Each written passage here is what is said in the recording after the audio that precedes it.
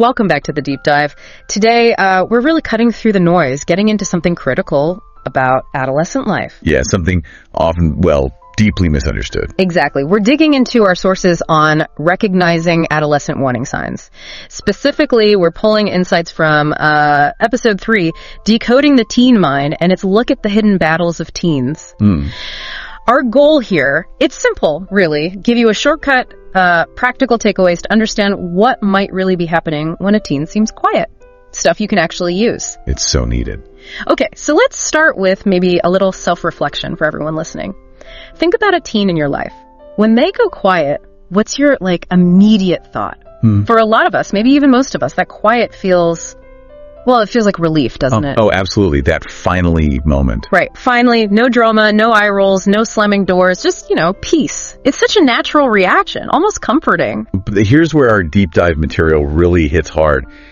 It challenges that assumption pretty powerfully. How so? Well, the core insight, the big takeaway, is this. For teenagers, silence rarely means peace. It's almost never about peace. Okay. So what is it about them? Protection. Silence is protection. It's a shield. And thinking about it that way, it changes everything, doesn't it? It forces you to look deeper. Protection. Wow, that's a heavy word. It is. And the sources, they give these really vivid examples. A teen might seem fine at dinner, smiling, engaging, or laughing with their friends, looking totally okay on the outside. But later that night, they can be crying alone in their room. Behind a locked door. Exactly. Or just feeling completely hollow inside, empty. This isn't just hiding moods. It's like a desperate strategy to shield themselves. And why? What are they shielding themselves from? That's the heartbreaking part. One teen in the material put it so starkly. They said, if I open up, my parents will just judge me, so I stay quiet. Oof, that hits hard. Yeah. It's not that they don't love their parents. It's this deep, paralyzing fear of disappointment, of not measuring up or being misunderstood. So silence feels safer. That quote, it really makes you stop and think, doesn't it, about their whole internal world. So if silence is protection, what are the sources saying they need protection from? What are these battles? Okay, yeah. The material lays it out pretty clearly. It describes this constant barrage, like a daily onslaught of pressures that fuel this internal war, as they call it. A war? Okay, like what kind of pressures? Think about it. There's bullying, and that's not just in the hallways anymore, right? It's relentless online, too. 24/7. Exactly. Then there's the pressure to fit in, the temptation to maybe compromise who you are just to belong. Yeah, that's huge in adolescence. Huge. And layered on top of that is this pervasive feeling of just not being good enough, which gets amplified like crazy by social media. Right, the pressure to look perfect online, have the perfect life, even if it's totally fake. Totally.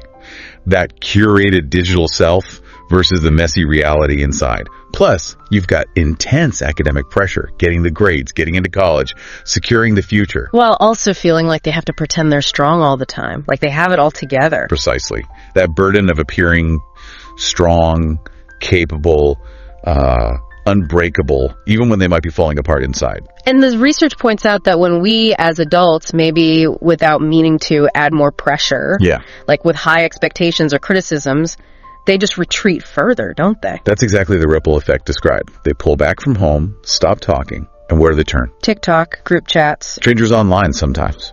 Looking for answers, for validation, anywhere but home. It pushes them deeper into that isolated space. Wow. Okay, so they're retreating, protecting themselves. But here's the twist.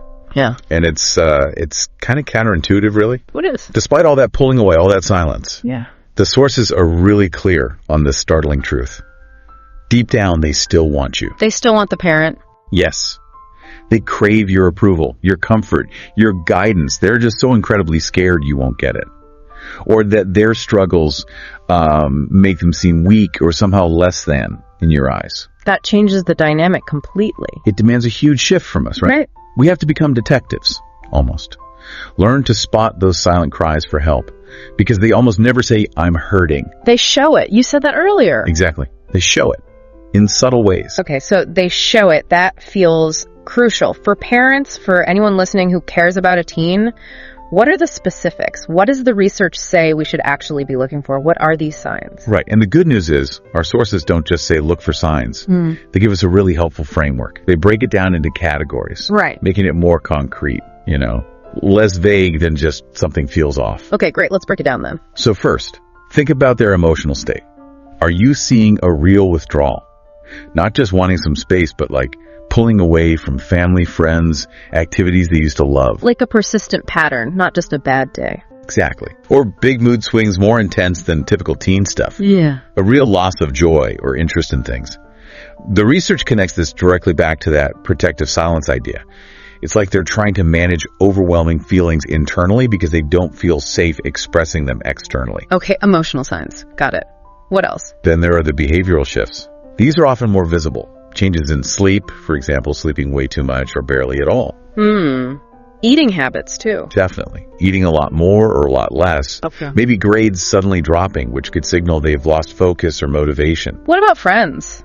Or online stuff? Yeah, good point. Suddenly having new secretive friends they don't want you to meet. Or spending just an excessive amount of time online, like escaping into that digital world. These aren't just random changes. They're often coping mechanisms showing up in their actions. Right. Tangible things you might notice. And then even though they might not say, I'm hurting, listen to their verbal cues. Are they saying things like, I'm useless or nobody cares, even if it sounds throwaway or sarcastic? Sarcasm can hide a lot. Oh, absolutely. Sarcasm that has a real edge, that cuts deep. It often carries a kernel of truth, of real pain. Don't just brush it off as typical teen talk. Okay. So emotional, behavioral, verbal. What else? Nonverbal signs, too. These can be subtle but powerful, like a fake smile that doesn't reach their eyes. I know that one. Or just consistently slouched posture, like they're carrying a heavy weight. Avoiding eye contact persistently that can signal shame, discomfort, wanting to hide. It's like their body is communicating even when their words aren't. Exactly. And finally, the sources even touch on spiritual signs. This could be pulling away from faith practices that used to be important. Or sometimes the opposite, kind of desperately chasing belonging in risky groups or situations to fill some kind of inner emptiness. Wow, that's a lot to watch for. It covers so many areas. It does. And the really tough truth here, the thing our deep dive keeps emphasizing, is that teens often just bottle all this up, all these signs, all these feelings, until it explodes into depression, serious anxiety, maybe rebellion, self-harm. And the tragedy is, most of the time, the signs were there. We just didn't know how to read their silent language. Okay, that's sobering. But also feels like a call to action. This breakdown makes it feel less mysterious, more observable. So now we have this understanding. We know what silence might mean. We know the signs. What do we do? How do we bridge that gap? Right, the crucial what next question. And the hopeful message in the sources is clear. Yeah. You absolutely can reach your teen. It's not impossible. That's good to hear. So what are the first steps? If you notice some of these signs, what does the research suggest? It really emphasizes starting small, starting gently. Yeah. Don't dismiss those small changes, those micro shifts, as the source calls them, that slightly off mood, the quietness, the skipped meal. Oh, brush it off. No.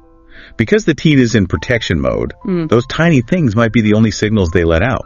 They're like early tremors. So instead of jumping in with accusations or demands, lean in. Gently. With curiosity. Gently. Lean in. What does that look like in practice? Well, the material talks about a kind of non-judgmental, persistent observation. Acknowledging their struggle without forcing them to expose it before they're ready. It's not about cornering them. More like opening a door. Exactly. And the specific conversational tactics are key here. Instead of, what's wrong with you? Or, why are you acting like this? Which just makes them shut down more, probably. Totally. Try open-ended questions. Like, hey, I've noticed you seem a bit quiet lately. Is everything okay? Or anything you want to talk about. No pressure if not. It invites, it doesn't demand. Okay, that feels much less confrontational. What else? Another really powerful strategy is normalizing their struggles. Okay. Share your own stuff. You mean like tell them about when you messed up as a teen? Yeah, exactly. Not in a lecturing way, but to build empathy. Like, I remember feeling totally overwhelmed when I was your age too. It's tough. You're not alone in feeling this way. That vulnerability. It could make them feel safer being vulnerable too. It really can. It signals you get it. You're not perfect either. And crucially, the force is stress. Don't wait. If you're seeing persistent signs, get help early. Like counseling. Counseling, yes. Or maybe a trusted mentor, a coach, someone from your faith community if that's relevant. Early intervention is so important to stop things escalating. Okay, so those are immediate steps. Gentle leaning in, open questions, normalizing, seeking help early. But beyond that immediate response, you mentioned game changer strategies earlier. What does the research say about building an environment where maybe they don't feel the need to go silent in the first place? Yes, this is about the long game, about fundamentally shifting the dynamic. Our deep dive really highlights a few core principles here. Okay, let's hear them. First, and maybe the absolute foundation, create safety, not fear. Ask questions, don't make accusations. Can you give an example? Sure. So instead of, why are you always on your phone, which is accusatory, guaranteed eye roll response. Right. The source suggests trying something like, hey, what's interesting online lately? Or what kind of stuff are you seeing out there? It shifts from judgment to genuine curiosity. That tiny change can open up a whole different kind of conversation that creates a space where they don't feel like they're under interrogation. Okay, safety, not fear. Ask, don't accuse. What's next? Second, be real. Be authentic. Teens have incredibly sensitive radar for fakeness. They really do. So the research encourages parents.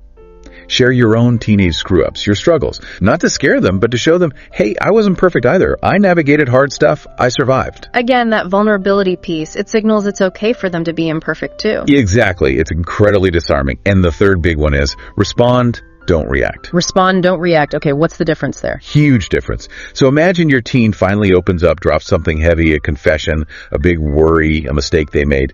Your first gut instinct might be, emotional. Anger, fear, disappointment. Yeah, a reaction. Right, a reaction. But the advice is pause. Breathe first, then speak. Give yourself a second to process. A thoughtful response, even if it's just, okay, wow, thank you for telling me. Let me think about that for a minute, reinforces that you're a safe place. An impulsive reaction just slams the door shut again. That takes practice, I imagine. Breathing before speaking when you're emotional. It really does. But it's critical for maintaining that safety. Ultimately, the material suggests reframing the whole parenting approach during these years. It's not about fighting against your teen. It's about fighting with them, side by side. Yeah. Being their ally, their support, through whatever battles they're facing. It all comes back to that core message. Silence doesn't mean peace. Silence so often means there's a war going on inside. That reframe, fighting with them, not against them, that feels like such a powerful shift, a really vital takeaway from digging into this. So we've kind of journeyed through understanding that quietness, right? Decoding what teen silence might really mean, and identifying those signs, those subtle but important signals of their internal battles. It feels like we've moved from just, assuming silence is peace, right, to recognizing it's often protection. And maybe, just maybe, a quiet cry for help, for understanding. Absolutely. Yeah. And if we connect all this back to the bigger picture, the stakes are pretty high. If we don't learn to tune in, if we don't make that conscious effort to create safety and really listen beneath the silence, then what? Then we risk losing them. Yeah. Losing them to battles they were never, ever meant to fight all by themselves. That's a heavy thought. It is. So maybe, as we wrap up, here's something for you, the listener, to really mull over. Thinking about a teen in your life right now, what's one small, gentle step you could take, maybe even today? One small step to lean into a subtle change you've noticed. Maybe it's asking one open-ended question. Maybe it's just observing quietly with empathy. How might that single moment, one act of trying to understand, be the turning point? The thing that helps that teen know deep down that they're not alone in whatever hidden battle they're fighting.